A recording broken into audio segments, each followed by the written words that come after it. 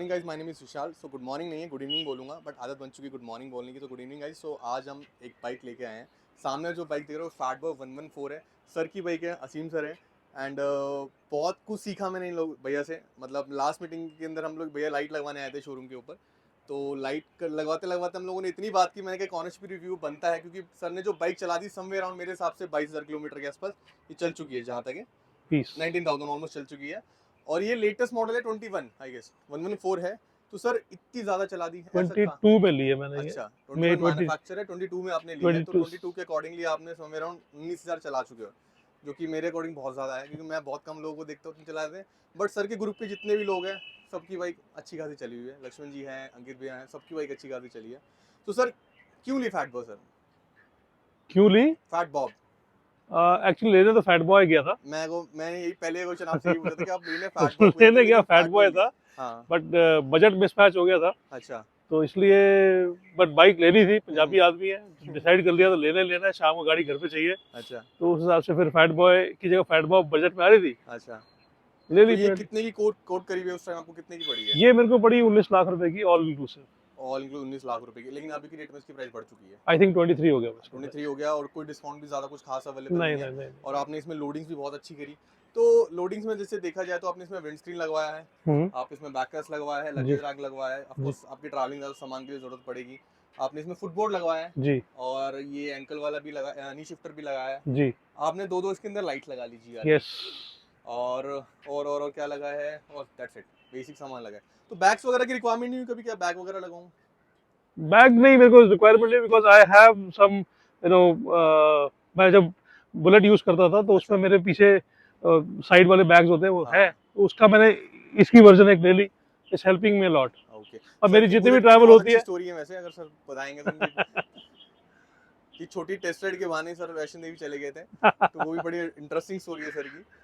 So sir ये आपको उस टाइम 19 लाख रुपए की पड़ी, आज की डेट में आपको 23 लाख रुपए की नहीं पहुंच चुकी है, तो क्या कभी लगा नहीं कि यार फैट बॉय ले लेता है, ऐसा कुछ कभी लगा आपको? फील नहीं, हुआ? ऐसा नहीं है। इनिशियली लेने के बाद थोड़ा रिपेंट किया था, बिकॉज नई बाइक जो है वो आपको, आप एक्चुअली उसको चलाना जानते नहीं हो, उसके इंजन की क्या रिस्पांस है वो आपको समझ नहीं आती है, पावर क्या समझ नहीं आती है। समझ गया। But lately when I started understanding the bike, and when I had few accessories just like this, windshield लगवा लिया, ये चीजों ने बहुत हेल्प किया है। और मैंने इसमें क्रूज भी लगवाया है। हाँ, मेरे को ये बहुत इंटरेस्टिंग फीचर लगा, क्रूज कंट्रोल बेसिकली लोग हेरिटेज में लगाते हैं, फैट बॉय में भी मैंने बहुत कम देखा है, इसमें लगवाया, और ये बहुत इकोनॉमिकल कॉस्ट किया। हाँ, I think something around 17,500 rupees. हाँ, तो ये कुछ भी नहीं है मेरे अकॉर्डिंगली। मैं सभी जितने भी हार्ले ओनर्स हैं, मैं सभी को रिकमेंड करता हूँ कि यार इस बाइक में क्रूज कंट्रोल लगाओ, ये आपको बहुत हेल्प करेगा और बहुत मजा देगा। हाँ, एक्चुअली इससे बहुत बेनिफिट है। एक आपकी ना आर्म जो है, आपके हैंड जो है वो बड़े रिलैक्स रहते हैं। You don't have to pull the accelerator for every after every moment और लाइक दैट। इसको रख के आप हैंडल पकड़ के आराम से हाथ रख के बैठिए, तो सर गिव्स यू प्लेजर। 19,000 चलेगी, तो पहली सर्विस आपने कितने किलोमीटर पे कराई थी? 8 आई थिंक 800 नहीं, 8,500 की सर्विस होती है। वो भी स्टोरी है। अच्छा, करीब 8,000 किलोमीटर हुए थे तो मैं जम्मू चला गया। ओके। और ये उसकी पहली सर्विस जम्मू में हुई। पहली सर्विस जम्मू में हुई थी इसकी, आपने दिल्ली में नहीं कराई? नहीं। तो दिल्ली में, जम्मू में आपको सर्विस मिल गई? हाँ, जम्मू में उसका शोरूम है ना। अच्छा, हार्ले का है? हार्ले का शोरूम है, मुझे आइडिया नहीं था जम्मू में। वहीं से इसकी मैंने सर्विस करवाई थी। क्या बात है। सेकंड सर्विस जो इसकी है वो यहाँ कराई थी। ओके। सो एक सर्विस में कितना कॉस्ट आया इसका? Somewhere around 17,000 rupees. 17,000 थोड़ा ज्यादा नहीं लगा सर? शॉक महंगा है। शॉक महंगा, तो सर्विस भी महंगी बनती है। बट आपने कभी बाहर कराने के बारे में नहीं सोचा कि यार बाहर करा लूं? बाहर में क्या आपको लेबर का काफी एडवांटेज नहीं, मिल जब जाता तक है। गाड़ी की एटलीस्ट वारंटी है तब तक मैं बेवकूफ़ी समझूंगा मैं बाहर से कराऊं। हाँ, ये सर ये बहुत अच्छा वैलिड रीजन है, पॉइंट है मेरे अकॉर्डिंगली, कि अगर आपकी बाइक वारंटी में है तो आप स्टार्टिंग के अंदर इसको शोरूम पे ही सर्विस कराओ।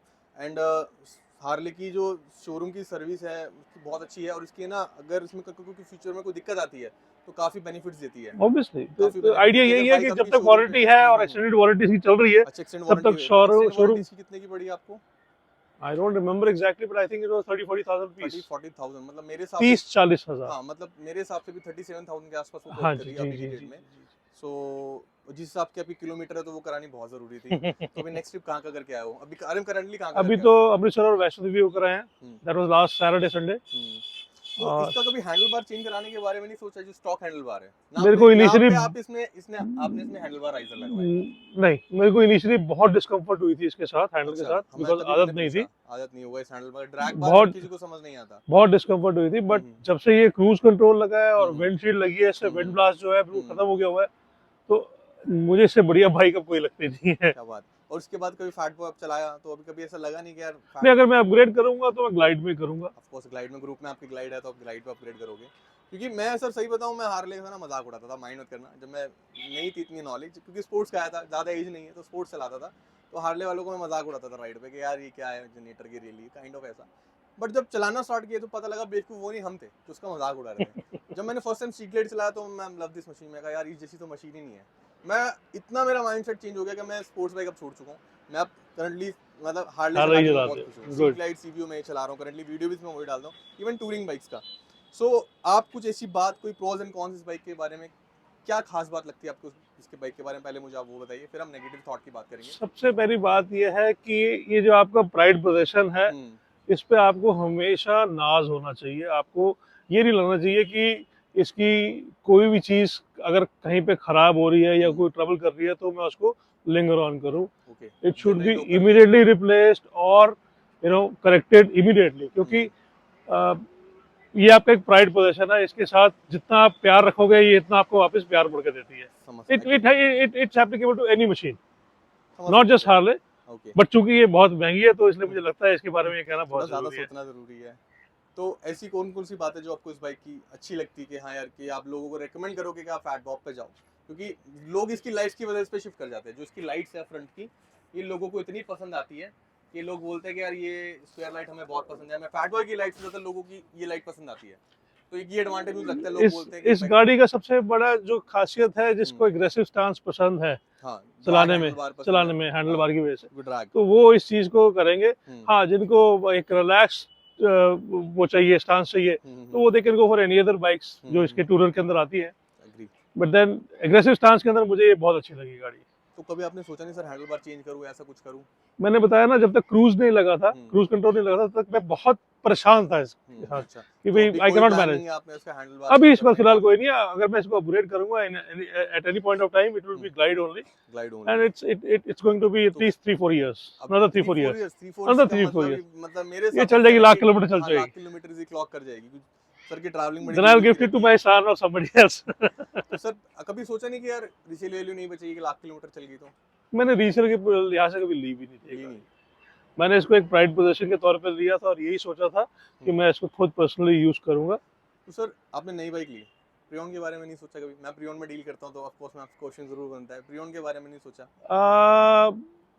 ईमानदारी की बात है, मैं जब when I was too young, जब मेरी कोई खास इनकम वगैरह नहीं हुआ करती थी, मेरा कभी ध्यान प्री ओन्ड में कभी गया ही नहीं। मैंने पहली अच्छा। गाड़ी भी अगर ली थी तो मैंने किस्तों में ली थी और मैंने नई ली थी शोरूम से। अच्छा, और आज तक कभी मैंने प्री ओन्ड व्हीकल कोई नहीं लिया नहीं है, क्योंकि इस मैंने समय यही अगर सुना है कि मतलब इट्स हो सकता है मैं गलत बोल रहा हूँ, कि भाई बेचने वाले की क्या मुश्किल, क्या मुसीबत रही होगी जो उसने बेची होगी आकर, वो सब तकलीफें आप अपने ऊपर ले रहे हो गाड़ी पुरानी लेकर। कह सकते हैं, मान सकता हूँ, बट हम लोग, मैं इस चीज को ज्यादा नहीं इट्स अ करता बिजनेस। सी, हाँ, मैं सबके ऊपर नहीं कह रहा हूँ, मेरे को किसी ने बताई थी बात कि भाई ऐसे नहीं करना चाहिए, तो मैंने उसके बाद कभी सोचा ही नहीं पुरानी गाड़ी लेने को क्योंकि लेकर। समय जैसे कि आपको 19 मतलब लैक्स की पड़ी ऑलमोस्ट, एक्सेसरी वगैरह आपने शायद मेरे हिसाब से 2 लाख के आसपास एक्सेसरी आपकी लग चुकी होंगी बाइक पे। तो मेरे को, अगर मैं इसको प्रियॉन में डील करूं कि अगर मैं, तो इसका जो रेट आता है हम लोग जो डिमांड करते हैं, आई थिंक 12 से ज्यादा नहीं मिलेगा नहीं इसको। सर, मैं अगर जो मेरे करंटली अभी डील है 21 मॉडल के, वी आस्किंग समवेयर अराउंड 16.5। अच्छा, हाँ, तो और क्लेस ड्रिवन भी मिल जाती है 500 किलोमीटर, 1000 किलोमीटर। तो आपने सोचा नहीं कि अगर 5-6 लाख बच जाएंगे तो यार सेकंड हैंड ट्राई कर लूं? नहीं सोचा कभी? मैं बताता रहा हूँ, मैंने कोई बेचने के हिसाब से लिया ही नहीं है। मैंने अच्छा। इसको एक पोजीशन के हिसाब से लिया है। जब तक मैं इसको चला सकता हूँ मैं चलाऊंगा, या जब तक मैं नई बाइक लेने के लायक नहीं हो जाऊंगा तब तक मैं इसको जरूर चलाऊंगा। अच्छा, तो इसके अलावा सर कोई और खास बात इस बाइक की? ये मिलवॉकी इंजन है, 107 है, तो पहले वाली के कंपैरेटिवली बहुत स्मूथ है। आपने शायद पहले वाला इंजन नहीं चलाया? मैंने नहीं चलाया, मैंने ये- 114 चलाया। हाँ, मैं बताता रहा हूँ कि शुरू में मुझे बहुत तकलीफ हुई थी इसके, एक तो एग्रेसिव स्टांस की वजह से, इसकी स्पीड की वजह से, इसकी पिकअप की वजह से मुझसे हैंडल नहीं हो रही थी ये बाइक। समझ गया। मैं 1-2 बार लोकली लेके निकल गया और मैं करीब बीच में बैठकर रोया कि मैंने क्यों ले ली है। अच्छा, ऐसा एक्सपीरियंस हुआ लिटरली? यस, बिकॉज ट्रैफिक जो है ये, जब ट्रैफिक में गाड़ी चली जाती है तो इसकी हीट इतनी एमिट करती है ये। सर आपने 103 नहीं चलाया, अच्छा अच्छी बात है, आपने 10 मतलब मिलवॉकी ने चलाया। 103 के अंदर तो हीटिंग इश्यूज बहुत ज़्यादा थे। ट्रैफिक में अगर वो बंद हो गई तो फिर वो बंद हो जाएगी, फिर वो आपको शांत होने में 15-20 मिनट लगेगी, उसके बाद वो सेल्फ लेगी। मैं एक्चुअली 2-3 बार मतलब सड़क में बीच में बैठ कर पटरी पे बैठ कर रोया कि मैंने क्यों ले लिया है, बट फॉर्चुनेटली मेरा बिल्कुल भी जो है आइडिया था वो एकदम गाड़ी लेने का जो था वो अब एक्चुअली सच हो रहा है। बिल्कुल I am enjoying the rides. मतलब आपको मतलब प्यार हो गया मतलब बाइक हाँ। से बिल्कुल टोटल। और मेरे सबसे बड़ी इंपॉर्टेंट बात ये है कि I don't go on rides for 50 kilometre, 70 kilometre, 100 kilometre. एक सर की मेरे स्टोरी मैं मतलब बताता राइड का हूँ, मतलब है। सर की स्टोरी मैं बताता हूँ। एक ना सर ना एक बार अपनी बुलेट को अपना स्टैंड का कुछ चेक कराने गए थे, कुछ वाइब्रेशन थी उसके अंदर, तो उन लोगों ने ठीक कर दिया। वो बोलते हैं कि आप छोटा सा टेस्ट राइड कर लो। सर वो टेस्ट राइड कहाँ जाके रुकी थी? वैष्णो देवी। अब आप आइडिया लगा सकते हो उससे यार कि मतलब कितना एक्सट्रीम लेवल के सर राइडर हैं। तो टेस्ट राइड भी, और वहाँ पे शायद मेरे हिसाब से कुछ आपके पास कैरी भी नहीं किया था आपने। I was not carrying anything, कपड़े भी नहीं थे, पैसे भी नहीं थे। I was not carrying any debit cards. I had just few credit cards on me. तो वापसी में I had trouble and Sardar ji from petrol pump help me a lot.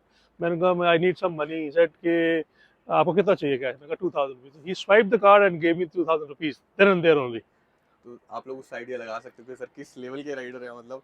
तो सर इसके साथ कभी ऐसा हुआ कि मतलब मन की और लेके निकल गए? हाँ, ऐसा कभी होता है, ऐसा होता है, ऐसा तो होता है। फैमिली ने कभी इशू नहीं किया कि सर ऐसा इतना कुछ होने के बावजूद कि आपको बोलते नहीं कि यार मतलब इस एज में आने के बाद के बोलते हो कि यार क्यों ले बोलते रहे हो? हैं, मैं अच्छा, सुनता हूँ और सुन के मैं इग्नोर कर देता हूँ आई बिकॉज गेस ये मेरे तो लिए सभी ज्यादा की फीलिंग है। इंपॉर्टेंट है। अच्छा, सभी राइडर्स क्योंकि से ऐसा है वैसे तो जनरली, बट आपके साथ हर किसी की एक अलग स्टोरी रहती है फैमिली की कि यार कुछ कहते हैं नहीं, सर। दे कोऑपरेट अलॉट। अच्छा, वो इस चीज को लेकर वो खुश होते हैं कि मैं अपने आप को बिजी रखने के लिए इतना कुछ कर लेता और हूँ। सर एक बात बताना, पर्सनली पूछूंगा, इस बाइक की वैल्यू कितनी बताई थी जब आप घर पे बाइक लेके आए थे? नहीं, that was not a question at all. अच्छा, इट वाज वेरी क्लियर। आपने सही बता दिया। हाँ हाँ, जनरली लोग मुझे बताते नहीं है। नहीं, मैं मेरे को इस तरह सी वो सब हमारे सारे अकाउंट्स में जॉइंट है। ओके, तो हाँ फिर सर ने नहीं लिया था तो फिर नहीं में तो कुछ कर भी सकते। प्री ऑन में हम फिर भी बोल देते हैं कि धरो 10 लाख की लाया तो 5 लाख की बता दिए। नहीं, ऐसा मैंने भी कुछ नहीं अपनी है, हमारे GSX सारी फैमिली 1000 के ली थी। अकाउंट। हाँ, पहली बार जब मैं हार्ले डेविडसन लेने गया था मायापुरी में, आई डोंट मा- रिमेम्बर द नेम हाँ ऑफ द मायापुर शोरूम। में, हाँ तो कैपिटल हार्ले था, ना कैपिटल नहीं, red fort Harley. Red fort Harley हाँ था वो शायद। बंद हो गया। तो सब कुछ अप्रूवल हो चुका था, लोन अप्रूव हो गया था, and my wife got to know about it. Okay. And when she came it was a different story which I can not tell you right now. समझ सकते हैं सर। सो ओवरऑल मतलब आप कह रहे हो कि मेरा एक्सपीरियंस बहुत अच्छा रहा बाइक के साथ। कभी सर ब्रेकडाउन हुआ कभी ऐसा कुछ? नहीं, किसी वजह से कुछ टायर में आपको लगा कि ब्रेकडाउन हो गया, नहीं, कुछ बैटरी में आई कभी परेशान? हार्ले की बैटरी का सर क्या आप बताओगे? सर हार्ले की बैटरी touchwood, का बड़ा इशू रहता है। touchwood, मतलब I have heard from lot many people that hmm, the battery gives them lot of trouble, but hmm, fortunately for me, I have not faced anything like that. अच्छा, आज कल हो जाए हम्म, तो I cannot predict about that, but hmm, till date I have never had hmm, any issues with the cars, hmm, with the starting of the vehicle, hmm, yeah, any part. Basically क्या है ना Harley में sir, ये वाली 114 है, इसमें battery tender लगा हुआ है। तो पहले वाली में बैटरी टेंडर आता नहीं, तो आपने कभी यूज किया? चार्जर आपने तो रखा होगा, नहीं, बैटरी मैंने charger. We have it a common position है हमारा अच्छा, कुछ लोगों के बीच में, हम्म, पर आज तक यूज नहीं किया मैंने। क्योंकि सर की रनिंग इतनी है। बेसिकली चार्जर का इशू उन लोगों को होता है जो बाइक कम चलाते हैं, कम चलाते हैं और बहुत टाइम के गैप के बाद गैप के चलाते बाद हैं। चला। सर मेरा की तो हफ्ते रनिंग, में 2 बार तो स्टार्ट होनी और तो कम से फिर कम कभी 100 कोई इशू किलोमीटर नहीं 200 आएगा। किलोमीटर चलनी है। अब इससे आइडिया लगा सकते हो कि हार्ले सब बोलते हैं बैटरी का इशू है। अगर आप नहीं चलाओगे, खड़ी रखोगे बाइक, तो ऑफ कोर्स बैटरी का इशू आएगा, चाहे वो कोई बाइक हो। बट ये है कि हार्ले की बैटरी थोड़ी जल्दी ड्रेन होती है एज कम्पेयर टू अदर्स।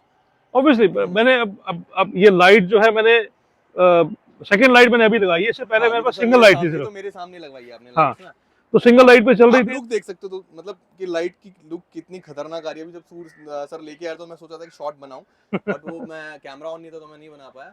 तो ये सर लाइट कितने की कॉस्ट करती है? GR7 ये 70 आई गेस, हाँ, this is for I think got it for 42,000 rupees. 42,000।